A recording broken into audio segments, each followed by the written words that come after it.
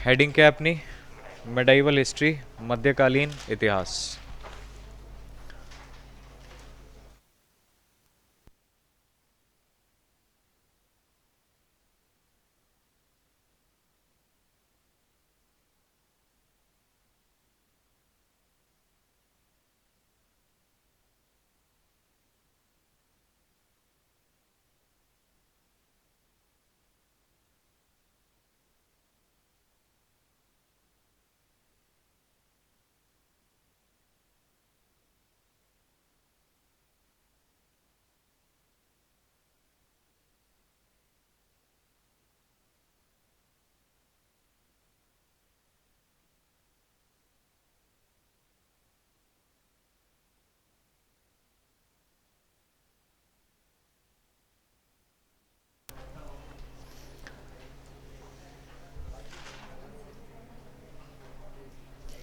देखो भाई, medieval history अपन शुरू कर रहे हैं।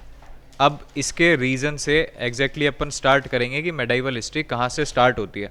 तो अपने में से बहुत सारे लोगों को ये पता है कि मेडाइवल हिस्ट्री का जो समय अपन मानते हैं, जो शुरुआत है, वो मानते हैं 8th सेंचुरी एडी से। कहाँ से मानते हैं? 8th सेंचुरी एडी से। अभी आपको सिर्फ समझना है चीज़ों को, लिखने का टाइम मैं आपको दूंगा। 8th सेंचुरी एडी का मतलब हो गया, अगर इसको अपन देखें तो लगभग 700 से लेकर के 800 एडी के बीच का समय। एडी का मतलब क्या होता है? एनो डोमिनी, यानी जीसस क्राइस्ट के जन्म होने के 700 से 800 साल के बाद में जो घटनाएं शुरू हुई, वहां से अपन क्या मानते हैं? मेडाइवल हिस्ट्री या फिर मध्यकालीन इतिहास पढ़ना स्टार्ट करेंगे। बात समझ आ गई? अब इसके अपन समझते हैं सबसे पहले रीज़न कि ये मेडाइवल हिस्ट्री जो अपन पूरी पढ़ते हैं, इसके अंदर जो चीज़ें अपन पढ़ेंगे, इसमें मेजर आएंगे इन्वेजन्स। क्या आएंगे? इन्वेजन्स का मतलब होता है आक्रांताएं। आक्रांताएं का मतलब जो बाहरी हमले हमारे पे होंगे, वो पूरे आप किस में पढ़ते हो? मध्यकालीन इतिहास में। बात समझ आ गई? हम इस पूरे टेन्योर के अंदर, पूरे समय में ज़्यादातर चीज़ें जो देखेंगे वो क्या देखेंगे? बाहरी आक्रांताओं का जो आक्रमण हमारे देश में हुआ, उनको अपने को पढ़ना है। ठीक है। अब इसके रीज़न समझते हैं पहले कि भाई ये इन्वेजन्स क्यों हुए।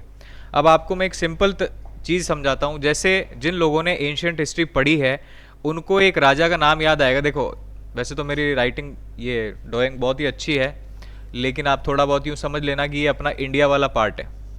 कौन सा पार्ट है? इंडिया वाला पार्ट है। सब पूरा इंडिया का मैप नहीं बनाया, ही मत करो, एरिया समझा रहा हूँ। ठीक, तो ये अपना इंडिया वाला पोर्शन है। इसी के ऊपर की तरफ यहाँ पे पाकिस्तान वाला हिस्सा है। इससे थोड़ा आप और ऊपर की तरफ यहाँ जाएंगे तो अफगानिस्तान वाला हिस्सा है। और इसके इधर जब आप जाएंगे तो ये अरेबिया वाला हिस्सा है। ठीक है। पाब्लो पिकासो पेंटर था, पता है तुमको? मेरे से ट्यूशन लेता था वो। ऐसी पेंटिंग्स नहीं बना सकता वो भी आज तक। अब सुनो, मैं जो आपको समझाना चाह रहा हूँ कि यहाँ पे आपने एक नाम पढ़ा होगा, एक राजा हुआ करता था बहुत ही फेमस। हालांकि मैं इधर नीचे ईस्ट और जो साउथ का पार्ट है वो मैं इसमें कंक्लूड नहीं कर रहा हूँ। मैं सिर्फ किसकी बात कर रहा हूँ? जो नॉर्थ इंडिया का पार्ट था, यहाँ पे एक राजा हुआ करता था जिसका नाम था हर्षवर्धन। क्या नाम था? हर्षवर्धन। और हर्षवर्धन जो है ये पुष्यभूति डायनेस्टी का रूलर हुआ करता था। कौन सी डायनेस्टी थी? पुष्यभूति डायनेस्टी का रूलर हुआ करता था हर्षवर्धन। आप ये मान लो कि आखिरी वो राजा था जिसका वर्चस्व रहा। इसके बारे में आपको दो चीज़ जो ध्यान में रखनी है कि एक तो ये पुष्यभूति डायनेस्टी से हुआ करता था, दूसरा इसकी जो कैपिटल हुआ करती थी वो कौन सी थी? कन्नौज। पहले दूसरी जगह थी थानेश्वर हरियाणा में, और बाद में इसने उसको क्या कर दिया? ट्रांसफ़र करके कहाँ ले गया? कन्नौज। बात समझ आई? और कन्नौज जो है ये एक सेंट्रल पॉइंट हुआ करता था जिसके ऊपर हर आदमी कब्जा रखना चाहता था, क्योंकि वहां से क्या कर सकते हैं? चारों दिशाओं में रूल कर सकते हैं। तो आखिरी ऐसा राजा पुष्यभूति डायनेस्टी का जिसका नाम हर्षवर्धन था, उसकी कैपिटल क्या थी? कन्नौज। हर्षवर्धन के मरने के बाद में ये जगह हो गई खाली। और इसके साथ जो कंटेम्प्रेरी समकालीन जो दूसरे लोग डायनेस्टीज चला करती थी, उसमें 3 डायनेस्टी आपको ध्यान में रखनी है, जो एक इस तरफ है, एक इस तरफ है और एक यहाँ की तरफ है। तो तीनों मिलकर के कहाँ कब्जा करना चाहते थे? इस सेंट्रल कन्नौज के ऊपर। बात समझ आई? अब अगर आपको पूछा जाए कि वो डायनेस्टीज कौन कौन सी थी, तो एक तो आपको ध्यान में रखनी है, यहाँ से आपको गुर्जर प्रतिहार डायनेस्टी हुआ करती थी। कौन सी थी? गुर्जर प्रतिहार डायनेस्टी। वो किस पे कब्जा करना चाहते थे? कन्नौज पे। नीचे की तरफ से और इधर से जो देखे जाएंगे ये कौन है? ये पाल डायनेस्टी वाले हैं, पाल रूलर। कौन से हैं? पाल। और इधर है राष्ट्रकूट। बात समझ आ गई? तो ऐसा नहीं है कि इन्होंने राज नहीं किया, थोड़े थोड़े समय के लिए इन तीनों डायनेस्टी ने मिलकर के कन्नौज के ऊपर राज किया है। कोई थोड़े समय के लिए कोई आ गया, थोड़े समय के लिए कोई आ गया, थोड़े समय के लिए कोई आ गया। बाद में ये जो तीन डायनेस्टीज है इनके बीच में जो ये लड़ाई एक तरीके से उस कन्नौज की गद्दी की लड़ाई है, इसको नाम दे दिया जाता है, इसको बोला जाता है त्रिपरटाइट स्ट्रगल। क्या बोलते हैं? स्ट्रगल बोलते हैं इसको, ठीक। क्योंकि ये तीनों मिलकर के कहां कब्जा करना चाह रहे थे? कन्नौज पे। अब धीरे धीरे जैसे जैसे समय आगे बढ़ा तो ये स्ट्रगल चलता रहा, और फिर ये जो डायनेस्टीज आपको नजर आ रही है ये भी टूटती चली गई। इसमें और कई सारी डायनेस्टीज छोटी छोटी बन गई, चाहमन डायनेस्टी बन गई जिसको आप चौहान डायनेस्टी बोलने लगे, ठीक है। ऐसे करते करते और भी बहुत सारी क्षत्रिय डायनेस्टीज जो है वो ब्रेक डाउन हो गई। और यहाँ पे धीरे धीरे ये देखने को समझ में आया कि भाई यहाँ पे कोई भी एक राजा नहीं है, बहुत सारे छोटे छोटे प्रांत क्या हो गए? बट गए। भाई एक राजा होता तो कंट्रोल बहुत ज़्यादा होता, पावरफुल होता, लेकिन ऐसा नहीं था। तो पहला कारण तो आपको क्या समझ में आया कि यहाँ पे धीरे धीरे करके जो क्लैंस है वो टूटती चली गई। हर राजा अपनी छोटी सी डायनेस्टी अपने छोटे से एक प्रांत के अंदर लेकर के बैठ गया, और उसका ये था कि भाई मेरे प्रांत पे हमला नहीं होना चाहिए, बाकियों का क्या चल रहा है मुझे उससे मतलब नहीं है। ये बात आपको समझ में आई? ये पहला कारण बना कि यहाँ पे कोई भी पावरफुल किंग नहीं बचा, ठीक। दूसरा, अब अपन थोड़ा सा इससे आगे जाते हैं। ये जो अपने पास में अफगानिस्तान और पाकिस्तान वाला एरिया है, आप ये समझ लो ये वाला एरिया किसका है? अफगानिस्तान और पाकिस्तान का एरिया है। यहां पे एक एम्पायर चला करता था जिसका नाम हुआ करता था गजनवाइड एम्पायर। क्या नाम है? गजनवाइड एम्पायर। बात समझ आ गई? और इसी से आप जब इधर अरब की तरफ जाओगे तो यहाँ पे सऊदी अरेबिया के अंदर जो सेंट्रल पॉइंट हुआ करता था मक्का मदीना का, यहाँ पे बैठा करता था मेन जो राजा हुआ करता था जिसको कहते थे खलीफा। क्या होता था? खलीफा। तो धीरे धीरे पहला रीजन समझ में आ गया। अब अपन दूसरे कारण की तरफ बढ़ रहे हैं कि हमारे यहाँ आक्रांता है क्यों आई।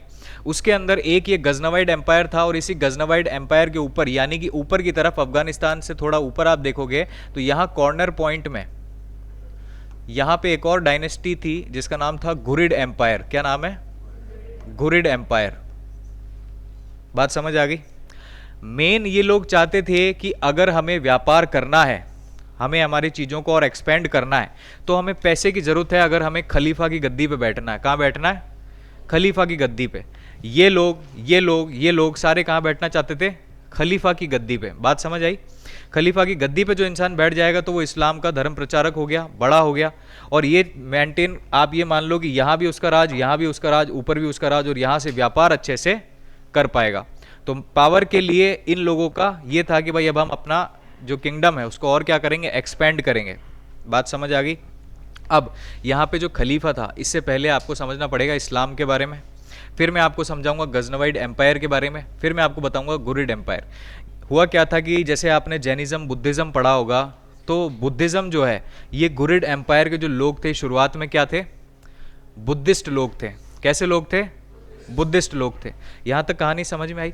अब इनको लगा कि अगर हमें खलीफा और इस पूरे एरिया में राज करना है तो हमें चाहिए पैसा। क्या चाहिए?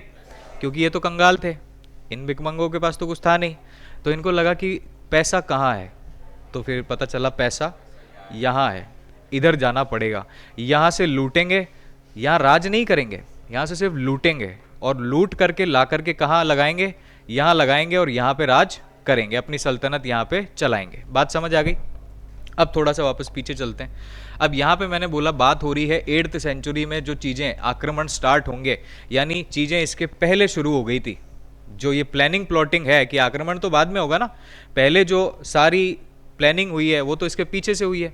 यानी इसके लिए पहले आपको समझना पड़ेगा यहाँ पे इस्लाम को। किसको समझना पड़ेगा? इस्लाम को। एक धर्म होता है जिसको अपन कहते हैं इस्लाम, ठीक। अब इस्लाम के बारे में क्या क्या ज़रूरी चीज़ें हैं? सबसे पहले आपको ध्यान में रखना है कि एक व्यक्ति 570 AD, 6ठी शताब्दी के अंदर, 6th सेंचुरी AD के अंदर पैदा होता है, जिसका नाम था मोहम्मद हजरत। क्या नाम है? मोहम्मद हजरत। जन्म कब हुआ? 570 AD में। कहाँ पे? मक्का नाम की जगह पे। कहाँ पे? मक्का नाम की जगह पे।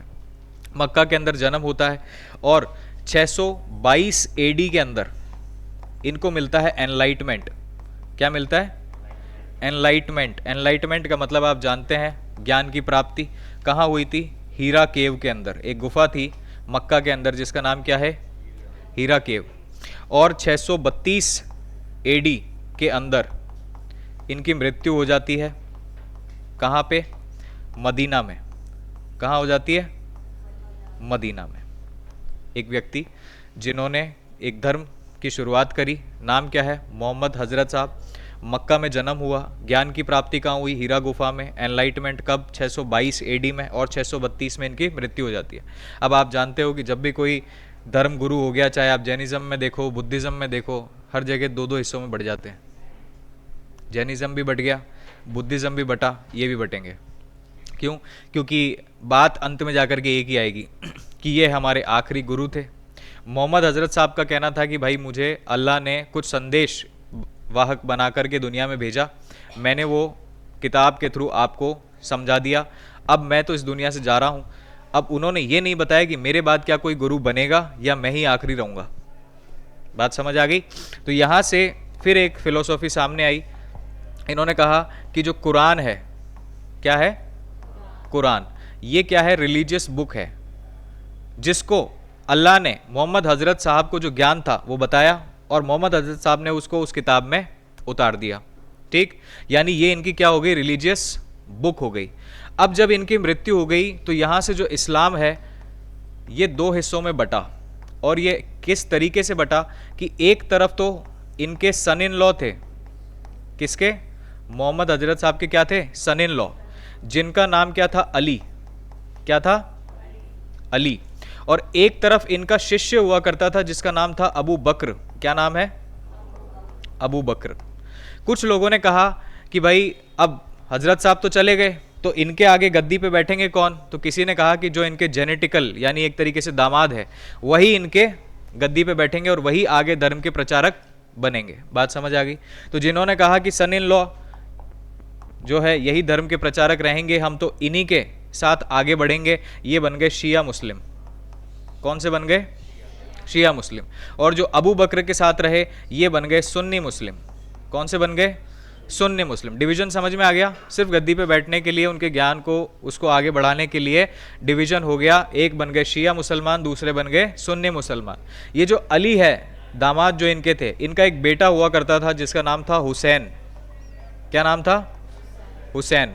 हुसैन जो है वो करबला के युद्ध में, बैटल ऑफ करबला ईरान में हुआ था, उस युद्ध में शहीद हो गया। बैटल ऑफ करबला कहाँ पे? ईरान में ये युद्ध हुआ और वहाँ पे उनकी मृत्यु हो जाती है। और हुसैन की मृत्यु के बाद अली जो है ये बीमार पड़ जाते हैं बेटे के गम में। और इसीलिए जब हुसैन की मृत्यु हुई तो इन्होंने एक त्योहार मनाया जिसको आप मुहर्रम के नाम से जानते हो।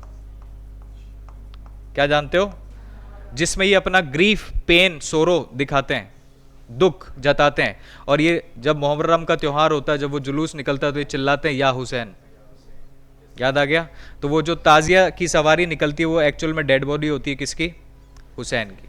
बात समझ आई? तो ये अली की तरफ वाले किधर चले गए? शिया। वो कौन से बन गए? सुन्नी। बात समझ आई? आगे पहले बता देता हूँ, लास्ट में नोट करना। तो ये मैं आपको ये चीज़ें बता रहा था, ये क्लियर है? अब इसमें थोड़ा सा आगे बढ़ते हैं। मैथ्स कहाँ से आ गई भाई? ठीक है। तो इस्लाम के अंदर कुछ चीज़ें हैं जो मानी जाती है कि इंसान जो इस्लाम धर्म को फॉलो करेगा उसको ये 5 चीज़ें करनी पड़ेगी। ठीक, कौन कौन सी? सबसे पहले उसको कलमा में विश्वास रखना पड़ेगा। किस में? कलमा में। कलमा क्या होता है? इनका रिलीजियस टेक्स्ट है। क्या है? Religious text. रिलीजियस क्या है? टेक्स्ट। उसको बोलते हैं कलमा। जैसे आप हिंदू धर्म में गायत्री मंत्र या कुछ भी पूजा पाठ कर रहे हो तो गायत्री मंत्र बोलोगे, तो इनमें जब कोई पैदा होता है या कोई किसी की मृत्यु हो जाती है तो ये कलमा पढ़ते हैं, है ना, क्योंकि वो उनका रिलीजियस टेक्स्ट है। इसके अलावा बोला गया कि जो भी इंसान है ये 5 वक्त क्या करेगा? 5 टाइम्स एक दिन में क्या करेगा? नमाज पढ़ेगा। जो सच्चा मुसलमान है वो कलमा में विश्वास रखेगा, 5 टाइम नमाज पढ़ेगा। इसके बाद अपना साल भर में जो भी कमाएगा उसमें से दान करेगा, जिसको बोलेंगे जकात। क्या बोलेंगे? जितना भी कमाएगा उसका 1/4 हिस्सा पूरे साल में क्या करेगा? डोनेट कर देगा, दान कर देगा। बात समझ आ गई? इसके अलावा जब रमज़ान का महीना आएगा उसमें क्या रखेगा? रोज़ा रखेगा, फास्टिंग करेगा। 16 घंटे की इंटरमिटेंट फास्टिंग, ठीक। इसके अलावा जीवन में एक बार हज की यात्रा पे जाएगा। और हज की यात्रा क्या होती है? जो हज़रत मोहम्मद साहब मक्का से मदीना की तरफ पलायन करे थे, उसी को क्या बोलते हैं? मक्का मदीना की यात्रा करने को ही क्या बोलते हैं भाई? हज की यात्रा। तो एक मुसलमान 5 काम करेगा, कौन कौन से? कलमा में विश्वास रखेगा, 5 टाइम की नमाज पढ़ेगा, जक़ात डोनेट करेगा, अपने साल भर में जितना कमाया उसका 1/4, रोज़ा रखेगा और हज की यात्रा पे जाएगा। यहाँ तक तो चीज़ें ठीक जा रही थी, मामला समझ में भी आ रहा था। फिर पता नहीं कहाँ से कुछ और ही फिलोसॉफीज़ निकल करके आई, और कुछ शब्द आएंगे अब आपके सामने अलग अलग फिलोसॉफी के, ठीक है। जैसे एक शब्द आपके सामने आएगा, काफिर। क्या आएगा? काफिर। काफिर का सिंपल सा मतलब है जो नॉन इस्लामिक है। जो पर्सन क्या है? नॉन इस्लामिक है, जो इस्लाम को नहीं मानता वो क्या है? काफिर है। और जो काफिर की ज़मीन है उसको जिहाद करके खाली करवाना है। क्या करवाना है? जिहाद क्या है? Religious war. क्या है भाई? Religious war. कि जो इसको नहीं मान रहा इस्लाम को, उनके खिलाफ क्या करो? रिलीजियस वॉर लड़ो और जिहाद करो। और जिहाद करोगे तो करेगा कौन? कमांडर कौन बनेगा भाई? जिसको बोलेंगे मुहाजिद। क्या बोलेंगे? सॉरी, मुजाहिद। इंडियन मुजाहिदीन का नाम सुना होगा तुमने, है ना? तो उसको क्या बोलेंगे? मुजाहिद। ये कौन होगा? जो जिहाद की लड़ाई लड़ेगा। किसके खिलाफ? काफिर के खिलाफ। और जो इन काफिरों से जिहाद की लड़ाई लड़ के जो मुहाजिद उनको मारेगा और उनसे ज़मीनें छीन लेगा या उनको इस्लाम में कन्वर्ट कर देगा, उसको क्या नाम दिया जाएगा? उसको नाम दिया जाएगा गाजी। क्या नाम देंगे? गाजी नाम देंगे। बात समझ आई आपको?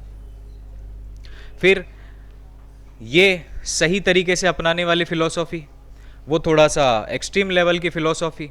तो बीच में कुछ लोग आए, उन्होंने कहा कि भाई हम तो सिर्फ अल्लाह में मानते हैं, हमें ना इनसे मतलब है ना इनसे मतलब है। हम कौन है? सूफ़ी सेंट। क्या है? सूफीज़म। सूफीज़म जो होता है, सूफीज़म, इसका मतलब होता है इस्लाम के अंदर ही पीसफुल कम्युनिटी। कौन सी होती है? Peaceful community. पीसफुल कम्युनिटी जो पीस की तरफ जाती है, अपना गाना बजाना करती है, म्यूज़िक लवर, सूफीज़म। और अब सुनो, अब यहाँ पे आपको समझ में आ गया ये सारी कहानी, फिलोसॉफीज़। इस फिलोसॉफी से अपन वापस आते हैं यहाँ पे। जो खलीफा बनेगा वो कहाँ से बनना चाह रहा है? या तो यहाँ से या तो यहाँ से। तो इस्लाम पे अगर कंट्रोल रखना है, उसका वर्चस्व बनाए रखना है, तो गद्दी कौन सी चाहिए? खलीफा की। ये भी यही चाहते थे, ये भी यही चाहते थे, ये भी यही चाहते थे। और लूट कहाँ मचाएंगे? इंडिया में। बात समझ आई? कर लो नोट।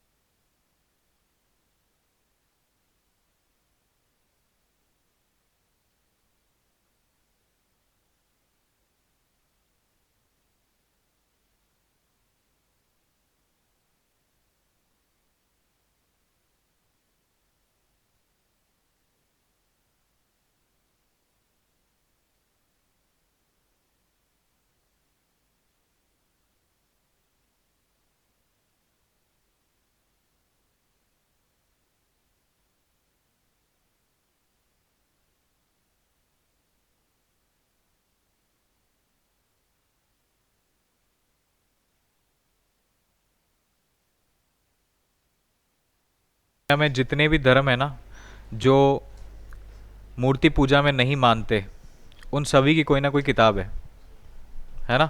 दुनिया में आने वाला सबसे पहला धर्म कौन सा है? जूस, यहूदी, है ना। और उन्होंने किताब लिखी सबसे पहले ओल्ड टेस्टामोंट। कौन सी लिखी? ओल्ड टेस्टामोंट। फिर जूस से ही पारसी कम्युनिटीज़ अलग निकल गई। उसके बाद में क्रिश्चियनिटी पे बात हुई, क्रिश्चियनिटी आई, उनकी किताब है बाइबल। दुनिया में सबसे ज़्यादा पॉपुलर किताब कौन सी है? बाइबल है। तो ये एक धारणा है कि जब भी गॉड को कोई ना कोई अपना मैसेंजर धरती पे भेजना होता तो वो हर एक साल में, हर 1000 साल में भेजते हैं। कितने समय में? अलग अलग व्यू पॉइंट से ये माना जाता है कि हर 1000 साल में क्या है, कोई ना कोई मैसेंजर खुदा का कहाँ आएगा? धरती पे। चाहे वो जीसस क्राइस्ट बन करके आए, चाहे किसी भी तरीके से। अब एक 1000 साल वाली थ्योरी चल रही थी। मोहम्मद हजरत साहब जो 1000 साल से पहले आ गए, तो लोगों ने विरोध किया मक्का में कि भाई हम तो ये सुन रहे थे कि खुदा अलग अलग फॉर्म में दिख सकता है। किसी को जूस को किसी और फॉर्म में दिखेगा, क्रिश्चियनिटी में किसी और फॉर्म में दिखेगा। कि आप आते तो आपकी भी बात मानते, लेकिन 1000 साल का कंसेप्ट तो आपने ख़त्म कर दिया। तो कुछ लोगों ने इनका विरोध किया कि ये धर्म जो आप बना रहे हो, इसकी क्या इंपॉर्टेंस है, क्या कैसे माने हम इसको, क्या इसके रिलेटिवनेस है, क्या प्रायोरिटी है, कैसे विश्वास करें इसके ऊपर, ज्ञान की क्या बातें हैं। इन्होंने कहा देखो, भगवान भगवान है, मेरे को जल्दी भेज दिया, इसमें मेरी गलती थोड़ी है। तो विरोध हुआ, इसी वजह से इनको कहाँ जाना पड़ा? मक्का से मदीना। क्योंकि कुछ लोगों ने इस्लाम को अपनाया, कुछ लोगों ने नहीं अपनाया शुरुआती दौर में। बात समझ गए?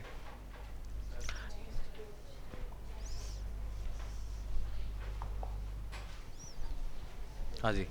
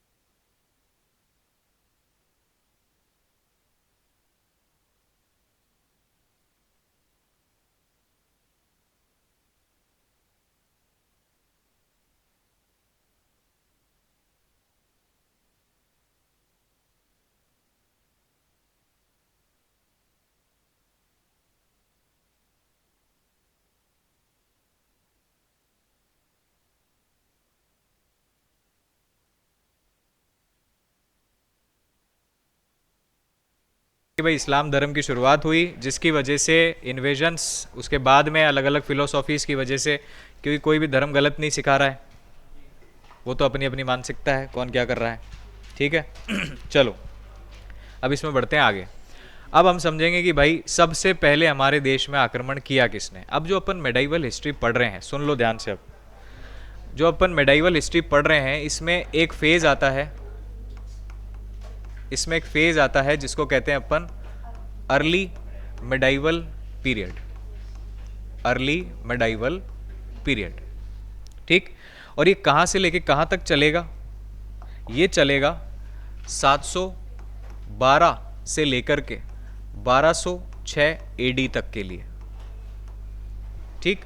क्योंकि अपन जो एक्चुअल मेडाइवल पीरियड पढ़ते हैं वो अपन पढ़ते हैं दिल्ली सल्तनत से। कहाँ से पढ़ेंगे, दिल्ली सल्तनत। और दिल्ली सल्तनत शुरू होती है स्लेव डायनेस्टी से, ठीक है। स्लेव डायनेस्टी शुरू होती है 1206 में, लेकिन इसके पहले भी हमारे देश के अंदर कई आक्रांताएं आना शुरू हो गई थी। अब इसमें जो सबसे पहले आए, क्योंकि देखो मैंने आपको समझाया गजनवीड एम्पायर है, ऊपर घुरिड एम्पायर है और इधर अरब का खलीफा है। तो पहली जो शुरुआत होती है कि भाई लूट करनी पड़ेगी, पैसे की जरूरत है, तो सबसे पहले जो हमारे देश में आक्रमण हुआ वो कौन सा था, अरेबियन इन्वेजन था। कहां से था भाई, अरेबियन इन्वेजन था, अरब से आक्रमण हुआ, ठीक। अरब का एक रूलर हुआ करता था जिसका नाम था अल हजाज, हवाई जहाज नहीं, अल हजाज, क्या नाम है। अब देखो मैं तुमको इतनी सही तरीके से कहानियों के साथ में समझाता हुआ चलूंगा, अब तुम्हारे दिमाग में हमेशा कभी भी नहीं भूलोगे कि है ना तुम्हारे देश में सबसे पहला आक्रमण क्यों हुआ, क्योंकि अपन बता देते हैं कि सबसे पहला ये हुआ, उसके बाद ये हुआ, उसके बाद ये हुआ, याद नहीं रहता ना। अब याद रहेगा, खलीफा की वजह से सबसे पहला कहाँ से आया, अरब से आया, याद रहेगा।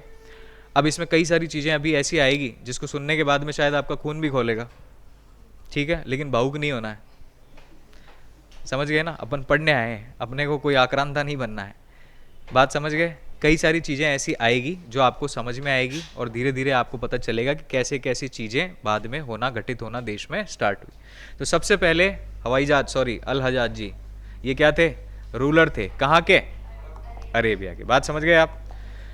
अल हजाज ने कहा भैया लूटो, कहीं से तो शुरुआत करो, कोई तो बैंक पे डाका डालो। इन्होंने बोला इंडिया बहुत बढ़िया बैंक है, इधर जाते हैं। सीधे हवाई जहाज पे बैठ करके, इसका एक कमांडर हुआ करता था, ध्यान से सुनो, जिसका नाम था मोहम्मद बिन कासिम। क्या नाम है, मोहम्मद बिन कासिम। तो हमारे देश में सबसे पहले लूटपाट करने कौन से सन में, 712 एडी से लेकर के 714 एडी के समय में जो आक्रमण करने आया, 2 साल इसका टेन्योर है जब आया। इनका उद्देश्य क्या है, सिर्फ लूटना है, वहां राज नहीं करना है। राज करने की बुद्धि किसके अंदर आई थी, बाबर में। राज करने की बुद्धि किसमें आई, बाबर में। ये जो पहले वाले लोग थे ना, इनका मुख्य उद्देश्य कभी नहीं रहा कि हम यहाँ राज करेंगे, क्योंकि आप मोहम्मद बिन कासिम को देखोगे, लूट करेगा चला जाएगा, महमूद गजनवी आएगा लूटेगा चला जाएगा, ठीक। मोहम्मद गौरी आएगा लूटेगा और अपने स्लेव को दे करके चला जाएगा। स्लेव से नहीं संभलेगा तो खिलजी आ जाएंगे, खिलजियों से नहीं संभलेगा तो तुगलक आ जाएंगे, फिर सैयद आ जाएंगे, फिर लास्ट में लोधी आ जाएंगे, खत्म हो जाएगा। पहला आदमी जो आएगा जिसको आप पढ़ोगे कि वास्तव में जिसने ये सोचा था कि मैं यहाँ राज करूंगा, मैं इसी धरती पर रहूंगा, वो कौन था, बाबर। कैसे पता है, बाबर जब हिंदुस्तान में आया तब उसने देखा यहाँ का तौर तरीका, चलन, तो उसको एक चीज़ समझ में आएगी, यहाँ के लोग है ना बहुत नीडर है। ये क्या है, नीडर है, लेकिन ये इनमें कमी है कि इनके आपस में फूट है। तो उसने क्या किया, अपना जो घोड़ा था ना, टेस्ट करने के लिए, रियल स्टोरी है, बाबरनामा में लिखी हुई है कहानी, कि उसने पहली बार हमला करने से पहले भारत की धरती पे एक अपना घोड़ा लिया और उसको एक खेत में छोड़ दिया। किस में छोड़ दिया, खेत में छोड़ दिया, कि मैं यहाँ लूटपाट मचाऊंगा, मैं देखता हूँ कि क्या मेरा घोड़ा लूट मचा सकता है इस खेत में। वो गया और उस घोड़े ने चरना शुरू कर दिया। उस खेत का मालिक आया, ठीक, और उस मालिक ने उठा करके उस घोड़े को दूसरे खेत में भेज दिया। कहाँ भेज दिया, दूसरे खेत में। दूसरे वाले ने उठा के तीसरे में भेज दिया। तब बाबर को समझ में आया कि अब यहाँ लूट नहीं करेंगे, यहाँ राज करेंगे, क्योंकि आपस में ही टूटे पड़े हैं। बात समझ आ गई। तो सबसे पहले कौन आया, मोहम्मद बिन कासिम। अब इनका मेन उद्देश्य क्या था कि हम लूटपाट करके ट्रेड करें, यहाँ से व्यापार चलाएं, लोगों को अपना अधीन बना लें और यहाँ से व्यापार करते रहें। लेकिन यहाँ पे एक राजा था जो ये मानने को तैयार नहीं था। आप सुनना, मोहम्मद बिन कासिम जो है ये सबसे पहला हमला अपना करता है सिंध पे। किस पे करता है, सिंध पे। और सिंध में एक राजा हुआ करता था जो इसकी अधीनता नहीं स्वीकार करने को तैयार था, इसको व्यापार नहीं करने देता, जिसका नाम था किंग दाहिर। क्या नाम है? राजा दाहिर। राजा दाहिर से युद्ध लड़ता है और युद्ध लड़ने के बाद में राजा दाहिर की हत्या कर देता है, लूटपाट करता है। और लूटपाट में सिर्फ खजाना नहीं लूटता, भाइयों बहनों, यहां से इसकी 2 डॉटर्स होती है, बेटियां। क्या होती है? बेटियां। ठीक ठीक है। एक का नाम था पवित्रा और एक का नाम था सूर्या। क्या नाम है? पवित्रा और सूर्या। इन दोनों बेटियों को सेक्स स्लेव बना करके किसके पास लेके जाता है? अल हजाज के पास। और जो बाकी लोग मतलब वहां पे मर गए थे, उनके साथ में जो इसकी सेना है वो नेक्रोफाइल करती है। क्या करती है? नेक्रोफाइल। इस शब्द का मतलब आप नेट पे सर्च कर लेना, घिन आएगी आपको बड़ी। ठीक है। तो हमारे देश में जो आगे जाकर के आप देखोगे ना जौहर प्रथा, वो इस नेक्रोफाइल शब्द की वजह से आई है। शुरुआत में हमारे देश में जौहर प्रथा नहीं थी, राजा लड़ता था। मान लो अभी इतनी सारी डायनेस्टीज हमने पढ़ी शुरुआत के अंदर, जो भी एंशियंट हिस्ट्री में, कहीं भी आपने जौहर प्रथा का नाम नहीं देखा होगा। क्यों? राजा एक ने दूसरे को अपने अधीन बनाया, या तो अधीन नहीं रहेगा तो मार दो, इसकी संपत्ति हमारी है, लेकिन इसके परिवार को कुछ नहीं करना, महिलाओं को कुछ नहीं करना, छोड़ दो, मतलब अधीन होकर के रहो। या फिर अगर अधीनता स्वीकार कर लेता तो हम पावरफुल राजा हैं इसलिए हमारे अधीन रहो, तुम अपना साम्राज्य चलाओ, लेकिन रहोगे हमारे अंडर में। ठीक। ये लोग जो आए थे इनका उद्देश्य क्या था? लूटपाट करो, जो मिल रहा है वो ले चलो। ठीक। तो ये दोनों डॉटर्स को लेकर के कहाँ चला जाता है? किसके पास? अल हजाज के पास। और क्या बना के ले जाता है? Sex slave. ठीक। वहां पे जाकर के ये दोनों जो बेटियां थी, ये बहुत समझदार थी, बोले पिताजी को मारा ना, तेरे को तो हम निपटवाएंगे। ये वहां जाकर के अल हजाज को ये बोल देती है कि आपके लिए जो ये हमें आपके सामने पेश कर रहा है ना, ये हमें पहले ही इस्तेमाल कर चुका है। ये हमें पहले ही क्या कर चुका है? इस्तेमाल कर चुका है। इस बात से गुस्सा आता किसको? अल हजाज को। और अल हजाज किसको मार देता है? अल हजाज ही इसका गला कटवा देता है सबके सामने। ठीक है, लिखो, नोट करो, या आगे लिख दूं पहले इसी के बारे में, मोहम्मद बिन कासिम के बारे में एक साथ लिख लेना। तो ये तो आपको समझ में आ गया कि मोहम्मद बिन कासिम यहाँ आया, लूटा राजा के कहने पे, जो लेके गया, बाकी की सेना का नेक्रोफिलिटी चलती रही, आगे गए, वहाँ जा कर के उन्होंने उसको भड़का दिया, क्योंकि उन्हें पता था कि हमारी ज़िंदगी तो ख़राब ही है अब, तो इसको भी निपटवाओ। तो इसीलिए उनको भड़का करके और मोहम्मद बिन कासिम को वहाँ पे सबके सामने धड़ से अलग करवा दिया। अब मोहम्मद बिन कासिम जो यहाँ आया था वो क्या क्या करके गया, क्या क्या चेंज आए, देख लो। तुम फिर शुरू हो रहे हो कल की तरह, है ना? कल की तरह शुरू मत हो, अल हजाज की आत्मा आ जाएगी मेरे में। सुनो, तो मोहम्मद बिन कासिम जो है, क्योंकि कहाँ से आया था ये? अरेबिया से। तो अरेबिया से आया, अब देखो याद करने की तरीके, एक एक चीज याद होगी। तो अरेबिया से आया तो कौन से घोड़े लाएगा? अरेबियन हॉर्सेस लेकर के आया भारत में पहली बार, अरबी घोड़े। ठीक। दूसरा, क्योंकि इस्लाम धर्म अगर कबूल करवाना है लोगों से, और जो नहीं मानेंगे उनके ऊपर, अगर कोई नहीं मान रहा है और उसको आप मार नहीं रहे हो, तो उसके ऊपर क्या लगा दो? टैक्स लगा दो। इस्लाम नहीं मान रहे तो फिर क्या करो? हमें एक मोटी रकम चुकानी पड़ेगी। यानी इसने पहली बार कौन सा टैक्स लगा दिया? कौन सा टैक्स लगाया भाई? भाई आप देख रहे हो ना कि मेन उद्देश्य ही क्या था? इस्लाम का प्रचार और लूट। तो आते ही कौन सा टैक्स लगा दिया? लेकिन कुछ लोगों पे छोड़ दिया। किस पे? विडोज पे। किसको छोड़ दिया? विडोज पे। बच्चे भरेंगे नहीं तो उनको वैसे छोड़ दिया। ठीक है। हैंडीकैप जो है उनको छोड़ दिया, इन पे मत लगाओ। ठीक। और ब्राह्मण्स जो पढ़े लिखे लोग हैं, जो हमारा साम्राज्य हमारे जाने के बाद भी हमारे अधीन होकर के चला देंगे, उनको छोड़ दो। इनको छोड़ करके बाकी सब पे क्या लगा दिया? जजिया टैक्स। कितना होता था? 1/2 से लेकर के 1/3 थर्ड ऑफ प्रोड्यूस, जो भी आप उगा रहे हो, जो भी कमा रहे हो, उसका कितना? 1/2 से लेकर के 1/3 आपको जमा कराना पड़ेगा। ये जब यहाँ पे आया तो इसने गोल्ड के सिक्के चलवाए। क्या चलवाए? गोल्ड के सिक्के, गोल्ड कॉइन्स।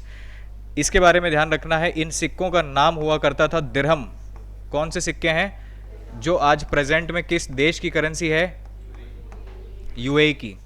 ठीक।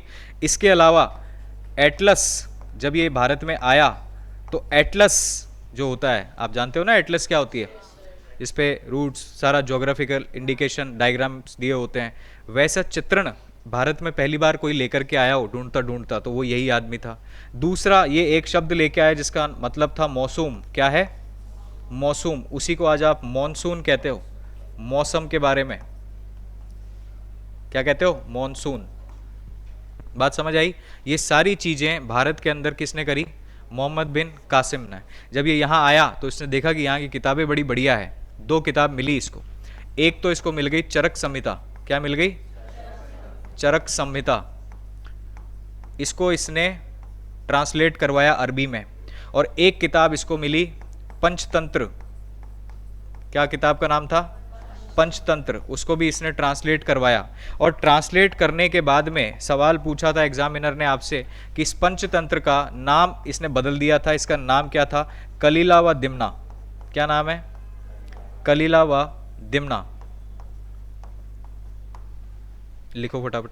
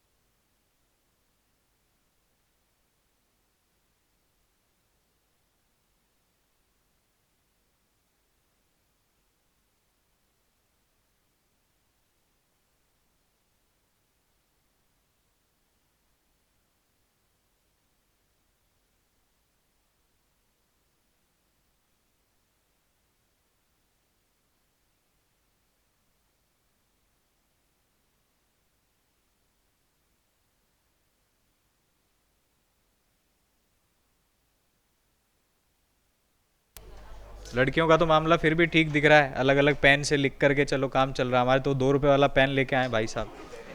ये एक से इशारा लिख देंगे। उसका भी कैप कहाँ है पता नहीं, ये देखो पेंसिल से लिख रहा है। सबसे बढ़िया लिख, पासेस, बोलन पास से।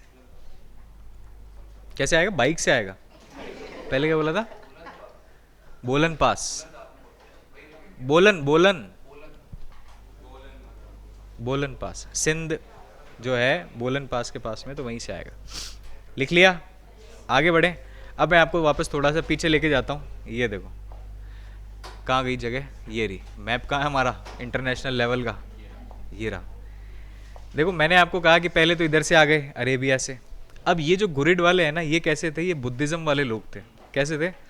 तो बुद्धिज़्म वाले तो कभी हमारे पे हमला करेंगे नहीं, लेकिन इस्लाम का प्रचार करने के लिए जो गजनावाइड वाले थे, इन्होंने उनके ऊपर हमला कर दिया कि इनको क्या कराओ, धर्म बदलवाओ, मारो, और किस में बदलो इनको, इस्लाम में कन्वर्ट कराओ। ठीक, तो इन्होंने गजनावाइड वालों ने गुरिड वालों पे क्या कर दिया, हमला कर दिया। बात समझ आ गई? अब अपन थोड़ा और आगे चलते हैं। चलिए, उसके बाद अगला आक्रमण जो हमारे देश में होता है वो होता है गजनवाइड एम्पायर के महमूद गजनवी का। किसका होगा? महमूद गजनवी। महमूद गजनवी के बारे में देखो, अब याद रखना, मोहम्मद बिन कासिम है, महमूद गजनवी है। ठीक है, आगे अभी मुइजुद्दीन महमूद आएगा। तो मोहम्मद गजनवी जो है ये गजनी डायनेस्टी से बिलोंग करता था। हाथ पे टैटू नहीं थे आमिर खान की तरह, लेकिन गजनी डायनेस्टी का नाम है। इसी गजनी डायनेस्टी को यामिनी डायनेस्टी भी कहते हैं। क्या कहते हैं? यामिनी डायनेस्टी। ठीक, अब देखो गजनवाइड एम्पायर देखा आपने, यहां से बताता हूं आपको। गजनवाइड एम्पायर के अंदर एक रूलर हुआ करता था जिसका नाम था अलुप्तगीन। क्या नाम था? अलप्तगीन। अलप्तगीन का एक स्लेव हुआ करता था, दास, जिसका नाम था सुबुक्तगीन। क्या नाम था? सुबुक्तगीन। और उस सुबुक्तगीन का सन था कौन? मोहम्मद गजनवी। बात समझ आई? अलप्तगीन गजनवाइड एम्पायर का राजा था जिसने उसकी शुरुआत करी उस एम्पायर की। सुबुक्तगीन उसका दास हुआ करता था। ये सुबुक्तगीन जो है ना, ये वो पहला आदमी है जिसने इंडिया में, इंडियन सब कॉन्टिनेंट में मोहम्मद बिन कासिम के बाद में, मतलब इस एम्पायर से पूछा जाए आपको कि इंडियन सब कॉन्टिनेंट में हमला पहली बार किसने किया था, तो वो सुबुक्तगीन ने किया था। लेकिन ये क्या हो गया? फेल्ड। ये वॉर क्या हो गया था? हार गया था। याद रखना, महमूद गजनवी के पिताजी सुबुक्तगीन जी इंडियन सब कॉन्टिनेंट, इंडिया वाला पार्ट नहीं बोल रहा हूँ, उससे पहले जो पाकिस्तान में है आज, उस वाली जगह पे हमला करके गए थे, लेकिन हार गए थे। ठीक, और इसी बात का बदला लेने के लिए बाद में कौन आता है? गजनवी। सुबुक्तगीन की मृत्यु हो जाती है 998 एडी में। कब हो जाती है? 998 एडी में। और इसकी मृत्यु के बाद राजा कौन बनता है? महमूद गजनवी। तो ये बनेगा 998 से लेकर के 1030 एडी तक के लिए। कहाँ तक के लिए? 1030 एडी तक के लिए। ये महमूद गजनवी वही आदमी है जिसने भारत पे टोटल 17 अटैक्स किए हैं। कितने हमले किए हैं? 17 अटैक किए हैं। और कब से लेकर कब तक किए हैं? तो सन 1001 से लेकर के 1027 एडी तक किए हैं। मतलब आप देखो, इसके जीवन का एक ही उद्देश्य है, जब से ये राजा बना तब से अटैक अटैक। ठीक, सबसे पहला हमला जो ये करता है, क्योंकि आप देख रहे हो पिताजी की मौत का बदला लेना है। ठीक, तो ये क्या करता है? हमला करना स्टार्ट करता है। सबसे पहले ये हमला करता है किसके ऊपर? 1001 एडी में किंग जयपाल पे। किस पे हमला करता है? किंग जयपाल। एक राजा था जिसका नाम था जयपाल। ये एक ब्राह्मण डायनेस्टी चला करती थी, ब्राह्मण डायनेस्टी। और ये कहाँ पे करता है? पेशावर में हमला करता है। कहाँ करता है? मोहम्मद बिन कासिम ने कहाँ किया था? सिंध में। क्या बोला? इस्लामाबाद में? सिंध में। इसने कहाँ किया है? पेशावर के राजा जयपाल के ऊपर। जब ये जयपाल के ऊपर हमला करता है तो जयपाल को हराता है, और वही कहानी दोबारा दोहराता है। और इसकी वजह से बहुत ज़्यादा ह्यूमिलेटिंग डिफीट होती है जयपाल की। बहुत ही, मतलब मानसिक तनाव हो जाता है उसको उस हार के बाद, क्योंकि वही चीज़ें अब आप समझ जाओ, लूटपाट करके वापस ले गए। इसकी वजह से जयपाल जो है इसके बाद सुसाइड कर लेता है। क्या कर लेता है? सुसाइड। उसको लगा कि यार लड़ाई तो ज़िंदगी में हमने भी कई करी, लेकिन ऐसे ऊट पटांग हरकतें नहीं करी, इसीलिए किंग जयपाल ह्यूमिलेटिंग तरीके से क्या हो जाता है, इसकी मृत्यु हो जाती है और ये सुसाइड कर लेता है। बात समझ आई यहाँ तक? अब ये उसके बाद ये तो चला जाता है लूटपाट करके, फिर ये दोबारा आता है 1006 एडी के अंदर। उसके बाद 1008 एडी में दोबारा आएगा। उसके बाद 1012 एडी में फिर आता है। उसके बाद 1014 एडी में फिर आता है। सबसे पहले जब आता है तब ये हमला करता है आकर के हिमाचल प्रदेश में नगरकोट मंदिर पे, क्योंकि इसको मालूम था सारा धन किधर है, मंदिरों में। नगरकोट टेम्पल कहाँ पड़ता है?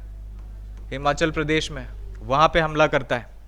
ठीक, 1008 जो है इसके अंदर ये लड़ाई लड़ता है किससे? जयपाल के बेटे आनंदपाल से। किससे लड़ता है? आनंदपाल। ये आनंदपाल किसका बेटा है? Son of Jaipal. और इसको भी हरा देता है। ठीक, 1012 एडी में जब ये आता है तब ये मथुरा और उज्जैन के मंदिर लूटता है। कहाँ के? मथुरा और उज्जैन के मंदिरों पे हमला करता है और उनपे लूट करता है। 1014 एडी के अंदर जब ये आता है तब ये आकर के, आपको मैंने शायद पहले बताया था, अगर आपको याद हो तो इसको मालूम था कि सारा जो इनका गढ़ है, जो लड़ाई चल रही है वो कन्नौज में चल रही है, यानी कि असली तो सामान किधर मिलेगा अपने को? कन्नौज में। तो ये पहुंच जाता है हरियाणा, थानेश्वर। कन्नौज से होता हुआ कहाँ जाता है? थानेश्वर, जो कैपिटल हुआ करती थी हर्षवर्धन की पहले। और थानेश्वर में जब जाता है तो इसको वहाँ कुछ मिलता नहीं है। वहाँ पे एक मंदिर है जिसका नाम है स्थानेश्वर। क्या नाम है? स्थानेश्वर नाम का एक मंदिर है हरियाणा में। और इसकी एक पुरानी आदत थी, ये जहाँ जहाँ गया था, जिस जिस मंदिर में, सबको तोड़ा था इसने। ठीक है, तो जब क्यों तोड़ते थे ऐसा? क्यों? क्या मिलेगा तोड़ने से? लूटपाट कर लिया समझ में आता, लेकिन तोड़ा क्यों? ताकि निशानियां, एविडेंस खत्म हो जाए और सिर्फ एक ही धर्म के बारे में चीज़ें दिखे, वो क्या है? इस्लाम। ठीक, तो स्थानेश्वर टेम्पल जब ये जाता है, इसको वहाँ कुछ नहीं मिलता, तो ये महाराज क्या करते हैं, वहाँ पे एक बहुत ही बढ़िया स्टैचू हुआ करता था जिसको बोलते थे चक्र स्वामी। क्या बोलते थे? चक्र स्वामी का स्टैचू, कृष्ण भगवान का। चक्र स्वामी यानी कृष्ण भगवान का स्टैचू होता है। उस स्टैचू को ये क्या कर देता? तोड़ देता। बहुत विशाल प्रतिमा थी, मूर्ति थी अच्छी खासी, उसको क्या कर देता है? ब्रोक, तोड़ देता है। ठीक, आगे बढ़ जाऊं या लिखना है पहले? टाइम है ना अभी तो अपने पास टाइम। इसके बाद में यहां तक समझ आया? इसके बाद फिर थोड़ा गैप, हमले इधर उधर छोटी मोटी जगहों में हमले चलते रहते हैं, करता रहता है। उसके बाद ये दोबारा आता है कब? 1025 एडी में। ये डेट बहुत इंपॉर्टेंट है। उसके बाद 1027 एडी में दोबारा आता है। और एक आपको 1030 एडी याद रखना है। देखो 1025 इंपॉर्टेंट है क्योंकि इस समय पे ये हमला करता है सोमनाथ टेम्पल पे। किस पे? सोमनाथ टेम्पल पे। ठीक, कभी आपको ये भी तो पूछ सकता है कि सोमनाथ टेम्पल जो है, मतलब बहुत ज़्यादा अमीर टेम्पल हुआ करता था, सोने की खिड़कियाँ, दरवाजे, आंगन तक पे ऐसा कहते हैं कि सोना ही सोना हुआ करता था। तो सोमनाथ मंदिर पे ये हमला करता है और पूरी तरीके से नहीं लूट पाता उसको, क्योंकि इतना सोना होता है कि उसको ले जाने के लिए उसके पास में सही साधन नहीं होते, हाथी घोड़े कम पड़ जाते हैं, इतना सोना होता है। तो लूटता है। लूटपाट करने के बाद में कभी आपको पूछ ले कि सोमनाथ टेम्पल बनाया किसने था, तो ये चालुक्य वंश चला करता था। कौन सा? चालुक्य। और इन्हीं को सोलंकी वंश भी कहते हैं। क्या कहते हैं? इसके एक राजा हुआ करते थे जिनका नाम था भीम प्रथम। क्या नाम है? भीम फर्स्ट। ये भीम फर्स्ट ने ये मंदिर बनवाया था, उसके समय पे बना था ये मंदिर। तो सोने की लूटपाट करता है और लूट करके लेके जाता है। फिर जब पूरी तरीके से नहीं ले जा पाता तो जितना ले गया था उसको लूटने के बाद दोबारा आता है 2 साल बाद 1027 में। लेकिन इस बार कुछ लोग चौकन्ने हो गए थे कि दोबारा आएगा। ठीक, और इस बार भी ये जब हमला करता है और जब सामान लूट करके वापस ले जा रहा होता है तब इसको एक कम्युनिटी मिलती है, खोलकर जाट। जब ये वापस ले जा रहा होता है तो जो पंजाब वाला प्रोविंस है वहां पे इसको कौन मिल जाते हैं, खोलकर जाट, और वो इसको खोल के रख देते हैं। भाई जाटों से भिड़ोगे जबरदस्ती में तो यही होगा, इसको लगा निपटा देंगे। तो ये खोलकर जाटों से क्या होता है, भिड़ जाता है। खोलकर जाट इसको तो खोलते ही खोलते हैं, इसका सामान जो था वो भी लूट के ले जाते हैं। मोहम्मद गजनवी की ऐसी धुलाई होती है, 3 साल बेचारा बीमार रहता है। इतना बुरा घायल होता है ये उसमें कि 3 साल बीमार रहता है, और अंत में मलेरिया से मौत होती है इसकी। किससे मौत हो जाती है, मलेरिया से। ये क्या है इसका कॉज ऑफ डेथ, इसकी वजह से मर गया है छछूंदर। छछूंदर ही है और क्या। अब पता चला कि भाई ये तो चले गए, बट ऐसे आक्रमण हमारे देश में हुए थे जिन्होंने लूटपाट करी, नेक्रोफिलिटी और ये सारी चीज़ें जो फैलाई लूटपाट करके, कौन कौन से मंदिर तोड़े, इसके बारे में आपको कई सारे किताबें हैं जिसमें इनका गुणगान किया गया है। अब ऑब्वियस सी बात है अपनी तो नहीं होगी, उनके उधर की होगी। देखो हमारे इतने महान राजा थे, इधर उधर जाके लूटते थे लोगों को। ठीक है, तो इन किताबों का नाम आपको ध्यान में रखना है। सबसे पहले एक राइटर था जिसका नाम था फिरदौसी। क्या नाम है भाई, फिरदौसी। एक राइटर है जिसका नाम है अलबरूनी। ये किताबें जितनी लिखा रहा हूँ ना सारी इंपॉर्टेंट है, अलबरूनी। इसके बाद में एक राइटर होता था जिसका नाम था उत्तबी, नाम से ही उत्तबी। ठीक, और एक राइटर हुआ करता था जिसका नाम था वेहाकी। क्या नाम था, वेहाकी, वेहाकी। ठीक, किताबों के नाम ध्यान रखना। फिरदौसी की किताब है शाहनामा। क्या है, शाहनामा। उत्तबी की किताब है चचनामा। क्या नाम है, चचनामा। अलबरूनी की जो किताब है ये बहुत फेमस है, इसका नाम है किताब उल हिंद। क्या नाम है, किताब उल हिंद। और या फिर इसी किताब को एक और नाम से जानते हैं जिसको कहते हैं तहकीक ए हिंद। क्या कहते हैं, तहकीक ए हिंद। और ये जो वेहाकी था इसने एक किताब लिखी थी जिसका नाम था तारीख या फिर तहकीक, तारीख ए सुबुक्तगीन या फिर तहकीक ए सुबुक्तगीन। सुबुक्तगीन कौन था भाई,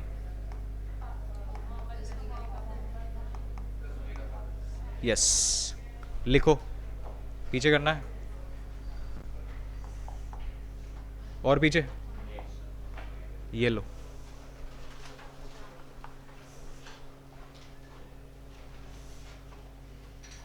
और लिख दो।